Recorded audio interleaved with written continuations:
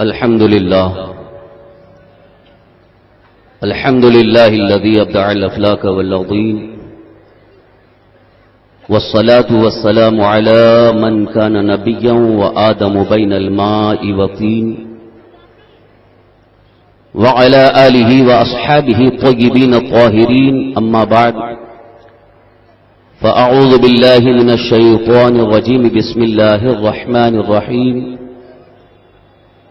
يا أيها الذين آمنوا بالله ورسوله. صدق الله مولانا العظيم وبلغنا رسوله النبي الأمين الكريم، ونحن على ذلك لمن الشاهدين والشاكرين والحمد لله رب العالمين.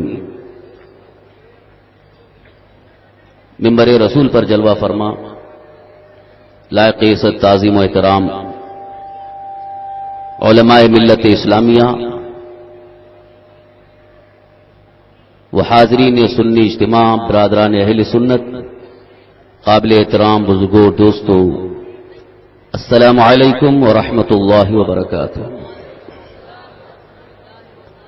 اصول برکت کے لیے آئیے اور آپ مل کر انتہائی ادب و احترام اور خلوص و محبت کے ساتھ ہم سب کے آقا و مولا حضور تاجدار مدینہ سرور کائنات ارواحنا فداہ جناب محمد رسول اللہ صلی اللہ تعالی علیہ وسلم کی بارگاہ بکش پناہ میں جھوم جھوم کر بآواز بلند درود پاک نذرانہ پیش کرنے پڑھیں. اللہم صلی وسلم علی سیدنا مولانا محمد معن الجود والکرم وآلہ الکرام وابنہ الکریم وامتہ الکریم وبارک وسلم. صلاۃ و سلام علیک یا رسول اللہ، صلاۃ و سلام علیک یا حبیب اللہ. مجھے ایسا لگ رہا ہے کہ شاید پیچھے والوں کو آواز نہیں پہنچ رہی ہے. درود شریف پڑھنے کے لیے کہا گیا تو سامنے والے تو پڑھ رہے ہیں، پیچھے والے نہیں پڑھ رہے ہیں، لہذا پورا مجمع مل کر جھوم کر درود پاک پڑھ لیں. صلی اللہ علی النبی الامی وآلہ واصحابہ صلی اللہ علیہ وسلم. صلاۃ و سلام علیک یا رسول اللہ، صلاۃ و سلام علیک یا حبیب اللہ. اللہ کی سرتاب قدم شان ہیں یہ، انسان نہیں انسان وہ انسان ہیں یہ. قرآن تو ایمان بتاتا ہے انہیں، اور ایمان یہ کہتا ہے میری جان ہے یہ. انہیں جانا انہیں مانا، نہ رکھا غیر سے کام، للہ الحمد میں دنیا سے مسلمان گیا. محترم حضرات، آج کی یہ نورانی محفل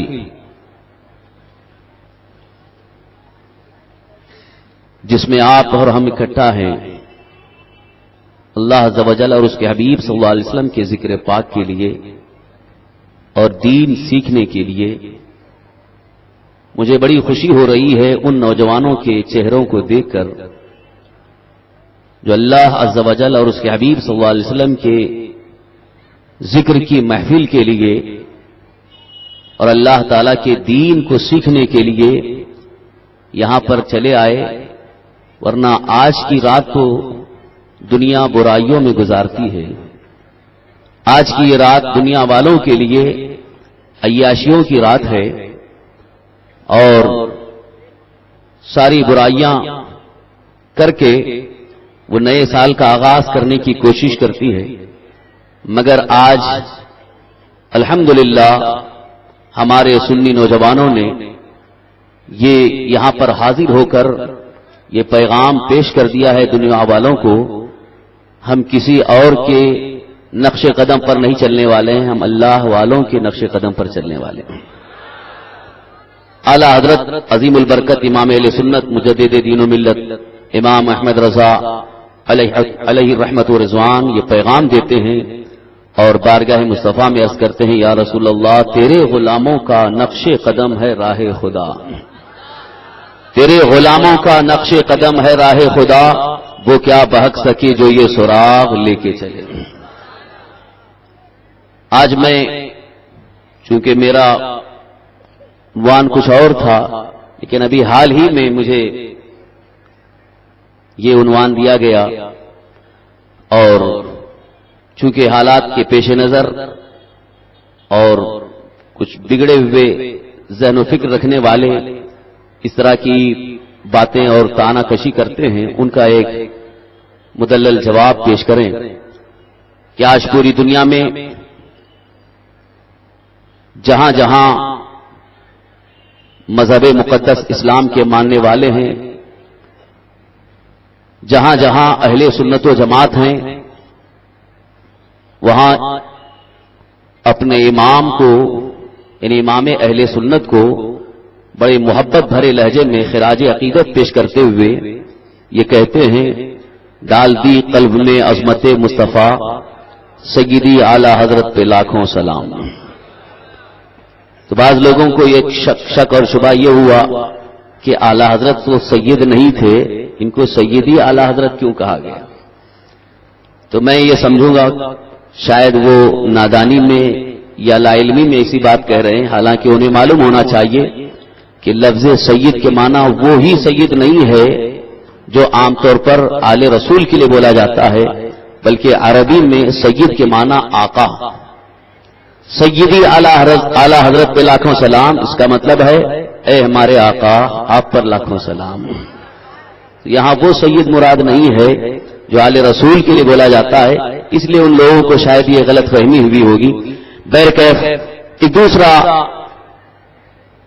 اعتراض اور ایک سوال یہ ہے کہ آج پوری دنیا میں تمام اہل سنت و جماعت وہ 4 مذہب کے ماننے والے ہیں۔ مذہب سے مراد یعنی مذہب کوئی دوسرا، اسلام کے علاوہ کوئی دوسرا مذہب نہیں، بلکہ مذہب اسلام کے اندر احکام شرع میں شریعت مطہرہ کے احکام پر عمل کرنے کے معاملے میں یا تو حنفی ہوں گے، یا تو شافعی ہوں گے، یا تو مالکی ہوں گے، یا حنبلی ہوں گے۔ یہ 4 مذاہب جو مذاہب حقہ ہیں، بالکل برحق ہیں، چاروں مذہب قرآن و حدیث کی روشنی میں ثابت ہیں۔ چاروں اماموں نے، حضرت سیدنا امام اعظم ابو حنیفہ رضی اللہ عنہ، حضرت سیدنا امام مالک رضی اللہ عنہ، حضرت سیدنا امام شافعی رضی اللہ عنہ اور حضرت سیدنا امام احمد بن حنبل رضی اللہ عنہ، یہ چاروں امام نے جو بھی مسائل ہمارے سامنے پیش فرمائے وہ قرآن و حدیث کی روشنی میں پیش فرمائے، لہذا انہی کے اس پورے مجموعے کو اہل سنت و جماعت کہا گیا۔ لہذا اس پر عمل کرنا ہمارے لیے دنیا اور آخرت میں نجات کا باعث ہے، اور جو ان سے ہٹ کر کے دین پر عمل کرنے کی کوشش کرتا ہے وہ یقیناً قدم قدم پر ٹھوکریں کھاتا ہے اور گمراہ ہوتا ہے۔ اس لیے کہ ان 4 مذاہب سے ہٹ کر کے کوئی اور راستہ اسے نہیں مل سکتا ہے جو واقعتاً قرآن یا حدیث پر عمل کر سکے، ورنہ بڑا ہی عجیب المیہ ہے۔ آج لوگوں کے سامنے اگر یہ بات کہی جاتی ہے تو لوگ کہتے ہیں ہم صرف حدیث پر عمل کریں گے، ہم کسی امام کو نہیں مانیں گے۔ میں یہاں بھی یہ کہوں گا کہ وہ اپنی نادانی میں، اپنی جہالت میں، لا علمی میں یہ بات کہہ رہے ہیں، حالانکہ اگر انہیں واقعتاً صحیح معنوں میں حدیث پر ہی عمل کرنا ہے تو کسی نہ کسی ایک امام کی تقلید ضروری ہے، اس کے بغیر مکمل طور پر آپ کا عمل نہیں ہو پائے گا۔ یہاں تو وہ بچ نکلنے کے لیے صرف اور صرف حدیث کا یہ دعویٰ تو کرتے ہیں کہ ہم کو صرف اور صرف حدیث پر عمل کرنا ہے، لیکن جہاں عقائد کی بات آتی ہے، جہاں نظریات کی بات آتی ہے، وہیں سے وہ انحراف کرتے ہوئے نظر آتے ہیں، اپنا چہرہ موڑتے ہوئے نظر آتے ہیں، اپنا راستہ الگ بناتے ہوئے نظر آتے ہیں۔ لہذا احکام کے سلسلے میں یعنی نماز کس طرح سے پڑھی جائے، روزہ کس طرح سے رکھا جائے، زکوٰۃ کس طرح سے ادا کی جائے، حج کس طرح سے ادا کیا جائے، یہ جو احکام ہیں، چاہے وہ ہمارے حقوق اللہ میں کے متعلق ہوں یا حقوق العباد کے متعلق ہوں، سارے احکام کے متعلق جو چاروں مذاہب میں چاروں اماموں نے بیان فرمایا ہے اس میں تو کوئی اور اختلاف کی راہ مل نہیں سکتی ہے۔ لہذا جن لوگوں نے فقط حدیث پر عمل کرنے کا یہ دعویٰ کر کے اماموں سے الگ ایک راستہ نکالنے کی کوشش کی، اس بات کو آپ سمجھ جائیں کہ وہ احکام میں الگ راستہ اختیار نہیں کر رہے ہیں، بلکہ وہ نظریات میں الگ راستہ اختیار کر رہے ہیں، عقائد میں الگ راستہ اختیار کر رہے ہیں، جہاں کے ایمان جانے کا خطرہ ہے۔ آج اگر کوئی مسلمان نماز پڑھنے میں ہاتھ باندھ رہا ہے، رکعت باندھ رہا ہے، تکبیر تحریمہ کر رہا ہے تو اللہ اکبر کہہ کر کے ناف کے نیچے باندھ لیا، لیکن کوئی اللہ اکبر کہہ کر کے سینے کے نیچے باندھ لیا، ناف کے اوپر باندھ لیا تو اس میں کوئی حرج نہیں. اگر ناف کے نیچے باندھنے والا امام اعظم ابو حنیفہ رضی اللہ عنہ کی تقلید کرتے ہوئے ناف کے نیچے باندھ رہا ہے تو یہ بھی حدیث پاک سے ثابت ہے. اور سینے کے نیچے ناف کے اوپر اگر کوئی ہاتھ باندھ رہا ہے تو حضرت امام شافعی رضی اللہ عنہ کی تقلید کرتے ہوئے باندھ رہا ہے تو یہ بھی حدیث پاک کے مطابق ہے. تو ہمیں اس میں کوئی بحث نہیں کرنی ہے، بلکہ ہمیں تو یہ بتانا ہے کہ تم ہاتھ یہاں باندھ رہے ہو یا یہاں باندھ رہے ہو یا کہاں باندھ رہے ہو، اس سے ہمیں کوئی مطلب، اس سے کوئی بحث نہیں ہے. ہمیں تو یہ بات کرنی ہے کہ تمہارا عقیدہ کیا ہے، تمہارا ایمان کیا ہے، تمہارا نظریہ کیا ہے. اس لیے کہ اگر کسی کا ایمان ہی نہ ہو، عقیدہ صحیح نہ ہو، اگر وہ مکمل طور پر صبح سے شام تک چاروں مذاہب کے مطابق عمل کرتا جا رہا ہے تو اسے نہ نماز کا ثواب ملے گا نہ عمل کا ثواب ملے گا. لہذا نمازوں کا ثواب چاہیے، روزوں کا ثواب چاہیے، زکات کا ثواب چاہیے، حج کا ثواب چاہیے. اعمال کو صحیح طریقے سے ادا کر کے رب کی بارگاہ میں مقبولیت حاصل کرنا چاہتے ہیں تو پہلے اس کی بنیاد یعنی ایمان صحیح ہونا چاہیے. اسی لیے قرآن کریم میں اللہ تبارک و تعالیٰ کا یہ فرمان ہے، یا ایھا الذین آمنوا آمنوا باللہ ورسولہ، اے ایمان والو اللہ اور اس کے رسول پر ایمان لاؤ. یہاں پر آپ اس بارے میں فکر مند ہوں گے کہ پہلے تو خطاب ایمان والوں سے ہی ہے، یعنی ایمان والوں کو پکارا جا رہا ہے اے ایمان والو، اور پھر یہ فرمایا جا رہا ہے آمنوا باللہ ورسولہ، اللہ اور اس کے رسول پر ایمان لاؤ. اس سے کیا مطلب ہے؟ پہلے ہی یہ فرمایا گیا کہ اے ایمان والو، اس کا مطلب ہے کہ ایمان والے ہیں تبھی تو ان کو ایمان والے کہا جا رہا ہے، اے ایمان والو. پھر یہ حکم دیا جا رہا ہے صیغہ امر کے ذریعے آمنوا باللہ ورسولہ، ایمان لاؤ اللہ اور اس کے رسول پر. مفسرین کرام نے اس آیت کی تفسیر میں یہ ارشاد فرمایا ہے، یہاں ایمان والوں سے اس بات کا حکم دیا جا رہا ہے، ایمان والوں کو اس بات کا حکم دیا جا رہا ہے کہ اگر تم ایمان لا چکے ہو تو اب اپنے ایمان پر ثابت قدم رہو، ایمان کی حفاظت کرو، ایمان کو بچاؤ اور ایمان کو سمجھو کہ حقیقت میں تمہارا ایمان کیا ہے. آج ایمان کی بات آتی ہے، عقیدے کی بات آتی ہے تو لوگ اس سلسلے میں مختلف خیالات پیش کرتے ہیں.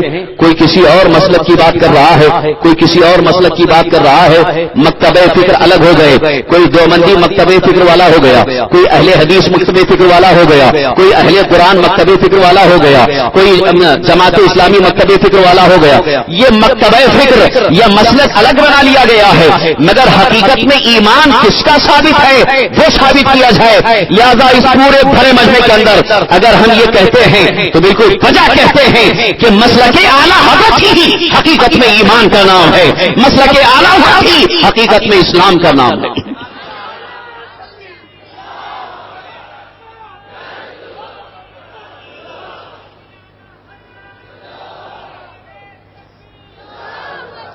آج بعض لوگوں کو یہ بھی اختلاف ہمارے درمیان نظر آ رہا ہے کہ 4 مذہب تھے، 4 مسلک تھے، یہ 5واں مسلک کہاں سے آ گیا؟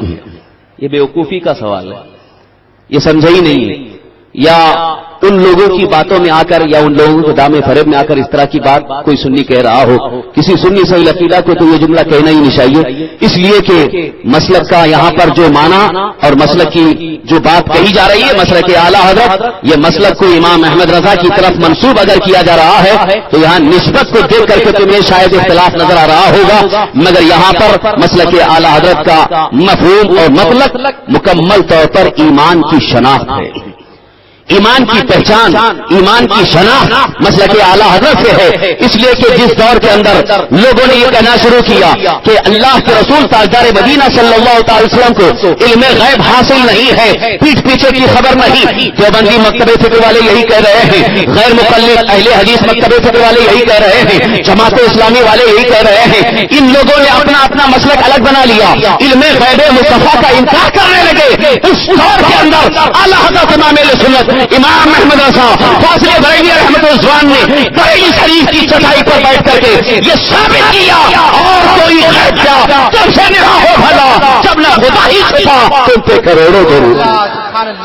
نعرے تکبیر، نعرے رسالت، مسلک اعلیٰ حضرت، علماء اہل سنت، نعرے تکبیر، نعرے رسالت.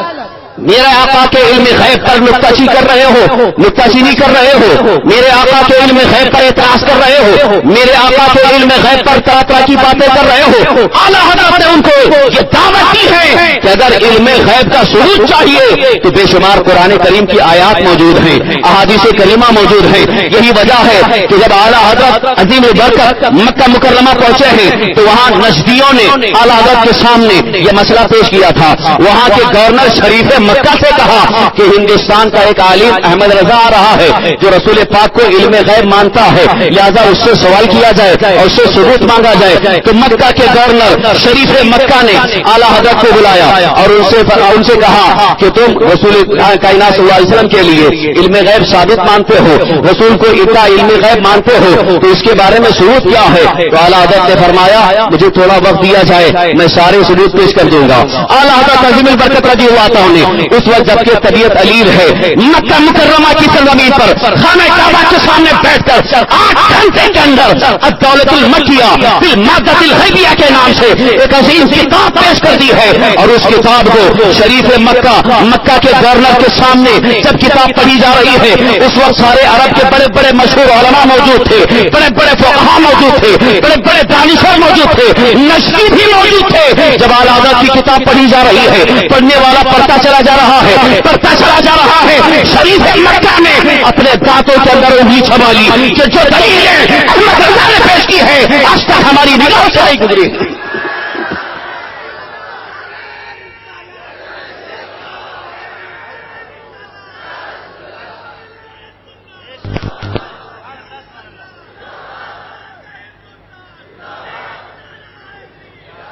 لہذا علم غیب کو اگر ثابت کیا ہے اس دور کے اندر تو اعلیٰ حضرت نے ثابت کیا.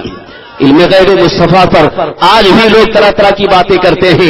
یہ تھوڑا بہت مسلک کی بات کر کے اپنا مکتب فکر الگ کر لیے ہیں، اپنی مسجدیں الگ کر لیے ہیں، اپنے اجتماعات الگ کر لیے ہیں. مگر ان کے سامنے ہمارا ایک مطالبہ ہے، ہمارا چیلنج ہے کہ تم اپنے آپ کو اہل سنت و جماعت کہہ کر کے انجمن اہل سنت کے نام سے اگلی پارا کی سرزمین پر تم نے یہ ٹرانسفر کر کے دنیا کو یہ دھوکہ دینا چاہا ہے کہ ہم اہل سنت ہیں. مگر دنیا ہے کہ تم نے علم غیب مصطفیٰ کا انکار کیا ہے، اور علم غیب مصطفیٰ کا انکار یہ اہل سنت کی نشانی نہیں ہے، بلکہ اہل سنت وہ ہیں جو علم غیب مصطفیٰ کو مانتے ہیں. اہل سنت وہ ہیں جو علم غیب رسول کو مانتے ہیں. لہذا سارے دیوبندیوں کو ہمارا چیلنج ہے کہ اگر اہل سنت ہونے کا دعویٰ ہے تو علم غیب رسول کو مان لو اور تمہارے پیشواؤں کی ساری کتابوں کو لا کر بازار کے اندر جلا دو اور یہ دنیا کو کہہ دو کہ ہم ان کتابوں کو نہیں مانتے ہیں جن کتابوں میں لکھا گیا ہے کہ رسول پاک کو پیٹ پیچھے کی خبر نہیں ہے.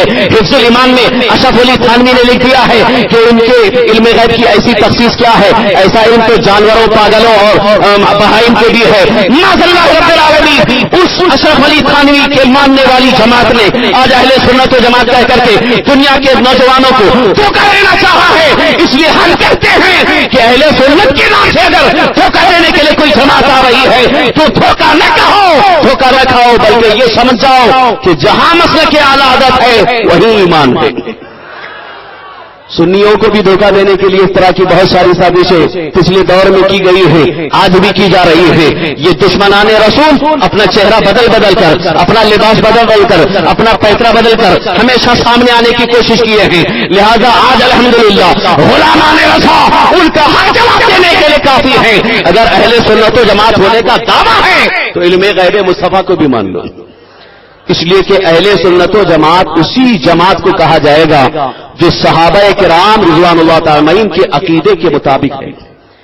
اس کی دلیل اللہ کے رسول تاجدار مدینہ صلی اللہ تعالی وسلم کی وہ حدیث پاک ہے جو ترمذی شریف کی حدیث ہے.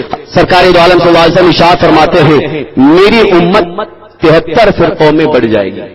یہ حدیث بارہا آپ نے علماء کرام سے سنی ہے کہ پیچھے بنی اسرائیل اور میں بنی اسرائیل 72 فرقوں میں بڑھ گئے. میری امت 73 فرقوں میں بڑھ جائے گی اور 72 جہنم میں جائیں گے، صرف ایک جنت میں جائے گا. اللہ کے رسول تاجدار مدینہ صلی اللہ تعالی وسلم کا جو بھی فرمان ہے، رسول اعظم صلی اللہ علیہ وسلم کی جو بھی پیشین گوئی ہے، بالکل حق ہے، ثابت ہے، اسے کوئی چھٹلا نہیں سکتا ہے۔ آج بھی جتنی پیشین گویاں رسول پاک صلی اللہ علیہ وسلم کی پیش کی تھی، آج دنیا دیکھ رہی ہے کہ بالکل ہمارے سامنے نظر آ رہی ہے۔ لہذا حضور صلی اللہ علیہ وسلم کا یہ فرمانا کہ میری امت 73 فرقوں میں بڑھ جائے گی، 72 جہنم میں جائیں گے، ایک ہی جنت میں جائے گا، قربان جاؤ ان صحابہ کرام پر جنہوں نے بارگاہ مصطفیٰ میں عرض کیا یا رسول اللہ وہ ایک جو جنت میں جائیں گے وہ کون ہیں؟ صحابہ کرام نے پوچھ لیا، بہت اچھا ہو گیا، ورنہ آج سب کہہ رہے ہیں ہم اسی میں ہیں جو جنت میں جانے والے ہیں، ہم اسی میں ہیں جو جنت میں جانے والے ہیں۔ مگر صحابہ نے جب پوچھا تو اللہ کے رسول تاجدار مدینہ صلی اللہ علیہ وسلم ارشاد فرماتے ہیں ما انا علیہ واصحابی، جس پر میں اور میرے صحابہ ہیں وہی جنت میں جائیں گے۔ یہ معیار ہے ایمان کے لیے، یہ معیار ہے حق کی پہچان کے لیے کہ جس پر اللہ کے رسول تاجدار مدینہ صلی اللہ علیہ وسلم چلتے رہے، جس پر صحابہ کرام چلتے رہے، وہی عقیدہ، وہی نظریہ ہمارے لیے جنت میں جانے کا سبب اور جنت میں جانے کا سامان ہوگا۔ لہذا اس سلسلے میں ایک بات یہ عرض کرنا چاہوں گا، ابھی علم غیب مصطفیٰ کے متعلق میں نے ابھی پورا باب کھولا نہیں ہے، پورا چیپٹر کھولا نہیں ہے، مجھے اختصار کے ساتھ ان دلائل کو پیش کرنا ہے۔ میں آپ سے ایک بات پوچھنا چاہتا ہوں، یہ جتنے بھی آج اپنے اپنے لیے مسلک کا انہوں نے نام رکھ لیا ہے، مکتب کا نام رکھ لیا ہے، ان سارے مکاتب فکر سے میں چیلنج کرتا ہوں، ایک سوال کرتا ہوں، اور پوری دنیا کے سارے وہابیوں کے سارے میں ہمارا ایک چیلنج ہے کہ تم یہ بات ثابت کر دو کہ سارے صحابہ کرام میں سے کسی ایک صحابی نے یہ کہا ہو کہ رسول پاک صلی اللہ علیہ وسلم کو علم غیب حاصل نہیں ہے۔ کیا کسی صحابی کا قول ہے؟ کیا کسی صحابی کا یہ فرمان ہے؟ پوری حدیثیں چھان ڈالو، چاہے بخاری شریف ہو، مسلم شریف ہو، نسائی شریف ہو، ابو داؤد شریف ہو، ابن ماجہ ہو، داؤد ترمذی شریف ہو، یہ ساری حدیث کی کتابوں کو چھان ڈالو اور صحابہ کرام کی حدیثوں کو سامنے رکھو، کسی ایک صحابی کا یہ قول پیش کر دو کہ کسی صحابی نے کہا ہو کہ ہمارے رسول کو پیٹ پیچھے کی خبر نہیں ہے، ہمارے رسول غیب نہیں جانتے ہیں۔ اس طرح کا کوئی قول کسی صحابی نے نہیں کہا، بلکہ ہر صحابی کا یہ عقیدہ ہے کہ اللہ کے رسول ہمارے آقا صلی اللہ علیہ وسلم کو علم غیب حاصل ہے۔ لہذا صحابہ کا نظریہ اور صحابہ کا عقیدہ اسی عقیدے پر ہم قائم ہیں جسے مسلک اعلی حضرت کہتے ہیں۔ سارے مکاتب فکر سے الگ مسلک اعلی حضرت کی سب سے بڑی پہچان یہ ہے کہ صحابہ کرام کے عقیدے کے مطابق ہے۔ آئیے اسی سلسلے میں ایک اور بات پیش کی گئی، 14ویں صدی کے دور میں ایسے کتب اللہ پیدا ہو گئے جن لوگوں نے یہاں تک کہہ دیا کہ اللہ کے نزدیک ساری مخلوق چاہے نبی ہو یا ولی چوڑے چمار سے زیادہ ذلیل، معاذ اللہ باللہ۔ اب بتائیے یہ جملہ کتنا بڑا توہین کا ہے، کتنی بڑی گستاخی اس میں ہے، اور آج بھی ان کی کتابوں میں یہ لکھا ہوا ہے اور چھاپ رہے ہیں، بانٹ رہے ہیں، اور اسی پر آج بھی قائم ہیں، اس کی تعویلات کر رہے ہیں، اور اس میں ادھر ادھر کر کے ابھی بھی کتابوں کو چھاپا جا رہا ہے، تحریفات کے ساتھ چھاپا جا رہا ہے۔ مگر میں یہ پوچھنا چاہتا ہوں کہ اللہ کے نزدیک ساری مخلوق چوڑے چمار سے زیادہ ذلیل، یہ تمہارا عقیدہ ہے، یہ تمہارا نظریہ ہے، کیا یہی عقیدہ یہی نظریہ صحابہ کرام کا تھا؟ کیا صحابہ کرام ایسا ہی عقیدہ رکھتے تھے؟ صحابہ کرام سے پوچھو، ہمارے یار غار حضرت سیدنا ابو بکر صدیق رضی اللہ عنہ سے پوچھا گیا سرکار دو عالم صلی اللہ تعالی وسلم کے بارے میں آپ کا کیا خیال ہے؟ حضرت سیدنا ابو بکر صدیق رضی اللہ عنہ ارشاد فرماتے ہیں روح زمین سے ان سے بہتر، ان سے افضل کوئی نہ پیدا ہوا ہے نہ پیدا ہوگا۔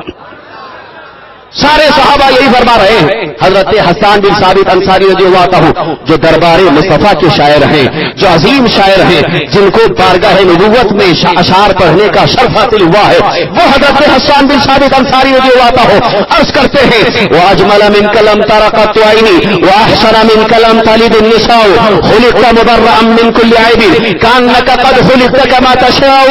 حضرت حسان بن ثابت انصاری فرما رہے ہیں آپ سے زیادہ خوبصورت میری آنکھ نے نہیں دیکھا ہے، آپ سے زیادہ حسین و جمیل میری آنکھ نے نہیں دیکھا ہے، آپ سے زیادہ حسین و جمیل بکمال دنیا کی کسی عورت نے چنا ہی نہیں ہے، اور اللہ نے آپ کو ہر عیب سے پاک پیدا کیا ہے، گویا اللہ نے آپ کے منشا اور مرضی کے مطابق آپ کی تخلیق فرمائی ہے۔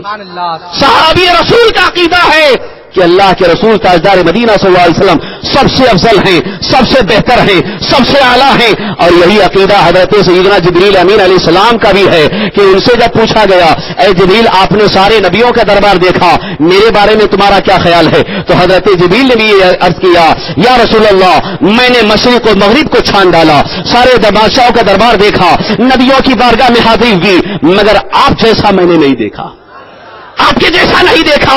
اعلیٰ حضرت پکار اٹھے یہی بولے صدرہ والے چمنے جہاں کے تھالے سبھی میں نے چھان ڈالے، تیرے پائے کا نہ پایا، تجھے ایک نے ایک بنایا، تجھے حمد ہے خدایا، تجھے حمد ہے خدایا. یہی وجہ ہے کہ جب سارے مکاتب فکر والے یہ کہہ رہے تھے کہ اللہ کے نزدیک ہر مخلوق چوڑے چمار سے زیادہ ذلیل ہے معاذ اللہ رب العالمین، یہاں تک کہ نبیوں کو، رسولوں کو، اولیاء کرام کو ان لوگوں نے بارگاہ الہی کے نزدیک، بارگاہ الہی میں چوڑے چمار سے زیادہ ذلیل کہہ کر کے توہین آمیز جملہ استعمال کیا تھا.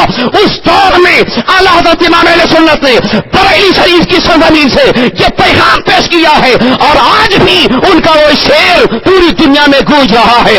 سب سے اعلیٰ و اولا ہمارا نبی، سب سے بالا و اعلیٰ ہمارا نبی، جن کے تلووں کا دھون ہے آب حیات ہے وہ جانے مسیحا ہمارا نبی. سبحان اللہ سبحان اللہ. نعرے تکبیر، نعرے رسالت، علماء اہل سنت، مسلک اعلی حضرت، نعرے تکبیر، نعرے رسالت. اسی طرح سے ان وہابیوں نے یہ بھی عقیدہ پیش کیا کہ اللہ کے رسول صلی اللہ علیہ وسلم مر کر مٹی میں مل گئے معاذ اللہ رب العالمین. آج پوری دنیا میں اختلاف کو یہ ہوا دی گئی، اختلاف کو یہ صورت دی گئی کہ ہمارا اصل اختلاف کہ ہم نیاز فاتحہ نہیں کرتے ہیں، ہم مزارات پر نہیں جاتے ہیں، اس لیے ہمارے اوپر کفر کا فتویٰ دیتے ہیں. مگر اس بات کو یقین کے ساتھ اپنے ذہن میں محفوظ کر لو کہ اعلیٰ حضرت امام اہل سنت، امام عشق و محبت، امام احمد رضا مجدد اعظم قدس سرور نے کسی کو ایسے ہی کافر کا فتویٰ نہیں دیا ہے، بلکہ جس نے بارگاہ مصطفیٰ میں توہین کی ہے اس پر اعلیٰ حضرت نے کفر کا فتویٰ دیا ہے. اور یہ اعلیٰ حضرت کا نہیں بلکہ سارے علماء عرب، سارے علماء عجم، تمام علماء اسلام کا اس بات پر اتفاق ہے کہ بارگاہ رسول صلی اللہ علیہ وسلم میں ادنا سی گستاخی اگر کوئی کرے وہ مسلمان نہیں رہ جاتا ہے، وہ کافر ہو جاتا ہے. اس پر سارے علماء اسلام کا فتویٰ اتفاق ہے. الحمدللہ یہ قرآن. لہذا آپ سے میں پوچھنا چاہتا ہوں آج اگر کوئی معاذ اللہ یہ کہتا ہے رسول مر کر مٹی میں مل گئے تو یہ توہین کا جملہ ہے یا نہیں؟ یہ گستاخی کا جملہ ہے یا نہیں؟ آج اگر کسی کے سامنے اس کے باپ کا انتقال ہو گیا ہو، قبر میں دفن کیا گیا ہو، 3 دن پر اکٹھا ہو رہے ہیں تو کوئی اٹنگا پیجامہ والا آ کر کے اس سے کہہ دے تیرا باپ مر کر مٹی میں مل گیا، بتاؤ کتنے بڑے جھگڑے ہوں گے، کتنے بڑے اختلافات ہوں گے، تلواریں نکل آئیں گی. مگر جس قوم نے ہمارے نبی کو مردہ کہا ہے آج اس قوم سے لیا جا رہا ہے، دوستی اور محبت قائم کی جا رہی ہے. کان کھول کر کے سن لو، تم اگر دشمنان مصطفیٰ سے محبت قائم کرنا چاہو گے تو اللہ تم سے راضی نہیں ہوگا اور نہ اللہ کے رسول راضی ہوں گے. اس مسئلے کو لوگوں نے بہت معمولی سمجھ لیا ہے کہ جتنے دشمنان مصطفیٰ ہیں جنہوں نے بارگاہ مصطفیٰ میں توہین کرتے ہوئے کہا ہے مر کر مٹی میں مل گئے، ان سے رشتے کر رہے ہو، اپنی بیٹیوں کو ان کے یاد دے رہے ہو، ان کی بیٹیاں لا رہے ہو، کان کھول کر کے سن لو یہ ناجائز و حرام ہے. اعلیٰ حضرت نے اسی لیے فرمایا ہے کہ وہابی کے نکاح میں اپنی بیٹی کو دینا جہنم کے کتے کو دینے کی طرح ہے، اس لیے کہ وہ گستاخ رسول جہنم کا کتا ہے، اسے جنت میں نہیں بھیجا جائے گا. آج میں آپ کے سامنے کھل کر کے عرض کرنا چاہوں گا کہ جس قوم نے بارگاہ مصطفیٰ میں کہا تھا مر کر مٹی میں مل گئے، اس وقت اعلیٰ حضرت نے، امام اہل سنت نے سارے دلائل قرآن و حدیث کی روشنی میں پیش کر کے پوری دنیا کے سامنے پیش کر دیا اور فرمایا تو زندہ ہے واللہ، تو زندہ ہے واللہ، میری چشم عالم سے چھپ جانے والے. نعرے تکبیر، نعرے رسالت، مسلک اعلی حضرت، سنی دعوت اسلامی. اور آپ کو معلوم ہے یہ صرف اعلیٰ حضرت کا نہیں، سارے صحابہ اکرام کا بھی یہی عقیدہ تھا. اسی لیے ہم نے شروع میں کہا ہے ایمان صحیح معنوں میں وہی ہے جو اللہ کی بارگاہ میں مقبول ہے، وہ صحابہ اکرام کا ایمان ہے. وہی عقیدہ ہمارے لیے معیار ہے جو صحابہ کرام کا عقیدہ ہے. لہذا صحابہ کرام کے عقیدوں میں، صحابہ کرام کے نظریات میں، صحابہ کرام کے اقوال اور آثار میں کوئی ایسا عقیدہ یا کوئی ایسا نظریہ یا کوئی ایسا قول پیش کر دو کہ کسی صحابی نے ہمارے رسول کو مردہ کہا ہو، مر کر مٹی میں مل گیا کہا ہو، کسی صحابی نے نہیں کہا. بلکہ عالم تو یہ ہے، حضرت سیدنا ابو بکر صدیق رضی اللہ عنہ کے وصال کا وقت قریب آیا ہے تو آپ نے لوگوں کو بلا کر کے وصیت فرمائی، میرا جب انتقال ہو جائے، میرے جب دفنانے کا وقت آئے تو میرے جنازے کو لے کر بارگاہ مصطفیٰ میں حاضر کرو، موج اقدس کے قریب رکھنا اور حضور سے اجازت لینا. کون کہہ رہے ہیں؟ یار غار حضرت سیدنا ابو بکر صدیق رضی اللہ عنہ عرض کر رہے ہیں اور یہ وصیت لکھوا رہے ہیں، میرا جنازہ بارگاہ مصطفیٰ میں حاضر کر کے وہاں اجازت لینا، اگر اجازت مل جائے تو مجھے سرکار کے قدموں میں دفن کرنا، اور اگر اجازت نہ ملے تو مجھے جنت البقیع جو عام مسلمانوں کا قبرستان ہے اس میں دفن کرنا. یہ وصیت کس کی ہے؟ افضل البشر بعد الانبیاء بالتحقیق، انبیاء کرام علیہ السلام کے بعد سارے انسانوں میں جن کا سب سے اونچا سب سے بڑا مرتبہ ہے وہ حضرت سیدنا ابو بکر صدیق. نعرہ تکبیر، نعرہ رسالت، حضور مفکر اسلام حضرت علامہ قمر السما خان صاحب اعظمی، حضور مفکر اسلام عطا حضور حافظ ملت. نعرہ تکبیر، نعرہ رسالت، علماء اہل سنت، مسلک اعلی حضرت، عشق و محبت، عشق و محبت، عشق و محبت، عشق و محبت، سرکار کی غلامی، سنی دعوت اسلامی، حضور مفکر اسلام، حضور مفکر اسلام. نعرہ تکبیر، نعرہ رسالت. سبحان اللہ. جس مبارک اور مصروف ذات کا ہمیں اور آپ کو بے صبری سے انتظار تھا، شہنشاہ خطابت حضور مفکر اسلام حضرت علامہ قمر السما خان صاحب قبلہ اعظمی دعوت برکاتہ القدسیہ تشریف لا چکے ہیں اور آپ حضرات تشریف رکھیں.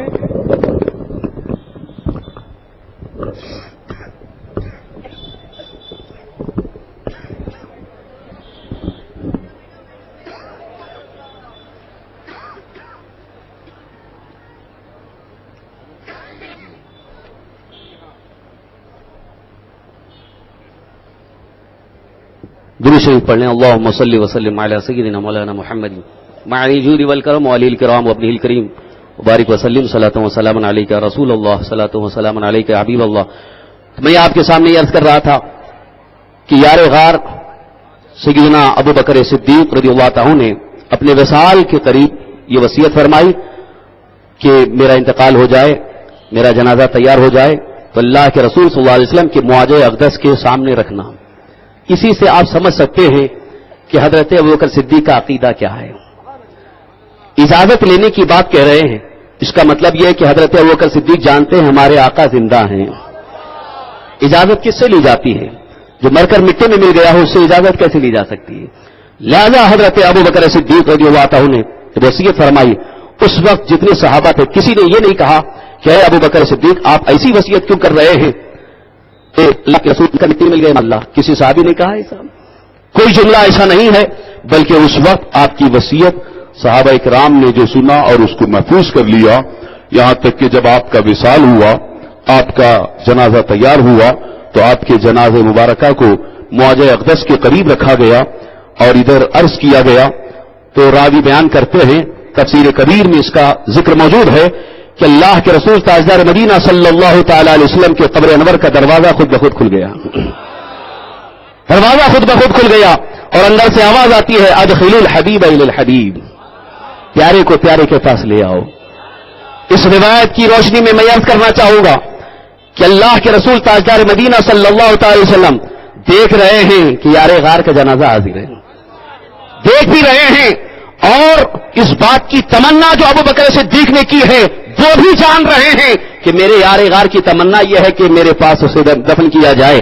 اس لیے اللہ کے رسول سرکار دو عالم صلی اللہ تعالی وسلم نے اجازت بھی مرحمت فرمائی اور آواز بھی عطا فرما رہے ہیں اور سننے والوں نے سنا بھی ہے. لہذا سارے مکاتب فکر سے ہمارا ایک سوال یہ ہے، تمہارا عقیدہ اگر یہ ہے مر کر مٹی میں مل گئے ہیں تو پھر آواز دینے والا کون ہے؟ یہ آواز دینے والا کون ہے؟ اجازت کس کی طرف سے آ رہی ہے؟